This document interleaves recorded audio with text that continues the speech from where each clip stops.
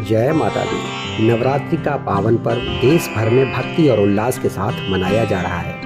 आज नवरात्रि का तीसरा दिन है और इस दिन की देवी है माँ चंद्रघंटा। माँ का यह स्वरूप वीरता, साहस और निर्भीकता का प्रतीक है।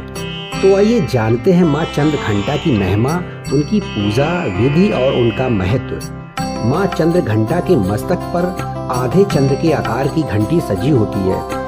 इसी कारण उन्हें चंद्रघंटा कहा जाता है। सिंह पर सवार 10 भुजाओं से सुसज्जित माँ का यह रूप अत्यंत दिव्य और विविधता से परिपूर्ण है।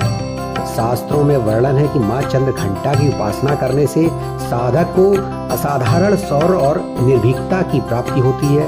उनकी कृपा से जीवन की हर कठिनाई दूर हो जाती है और साधक का मन एकाग्र होकर ईश्वर की ओर अग्रसर होता है। माँ चंद्रघंटा की पूजा प्रातः स्नान कर शुद्ध मन से की जाती है।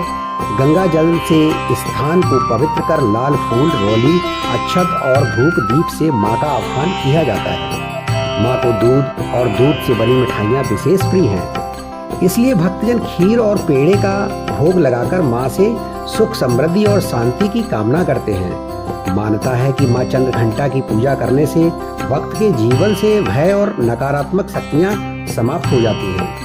भक्तों को उनके आशीर्वाद से साहस और आत्मविश्वास प्राप्त होता है। कहा जाता है कि इस दिन घंटियों की धुन के बीच माँ की पूजा करने से वातावरण पवित्र होता है और साधक को दिव्य शक्तियों का अनुभव होता है। देश भर में मंदिरों में आज विशेष आयोजन किए गए हैं। सुबह से ही श्रद्धालु माता के दर्शन के लिए कतारों में खड़े दिखाई दिए। घंटियों की गूंज और भजनों की धुन से वातावरण भक्तमय हो उठा है। हर तरफ जय माता दी के जयकारों से आस्था और विश्वास का सागर उमड़ पड़ा है।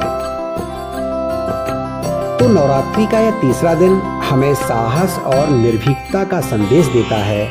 माँ चंद्रघंटा की साधना से जीवन से भय और नकारात्मकता दूर होती है और इंसान को आगे बढ़ने का आत्मविश्वास मिलता है।